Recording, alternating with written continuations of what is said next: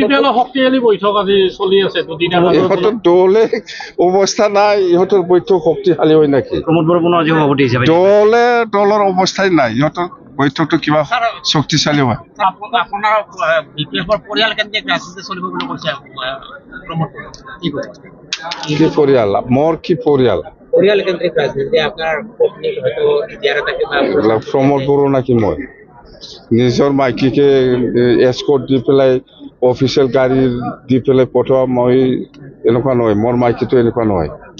আপুনি ক'লে বিপিএলত কোনো অস্তিত্ব নাই বুলি ক'লে, কিন্তু বিপিএফত দুৱাৰ খোলা আছে নে প্ৰমোদ বড়োৰ কাৰণে আপোনালোকৰ?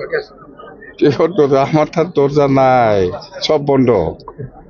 আহিলেও সোমাব নোৱাৰে।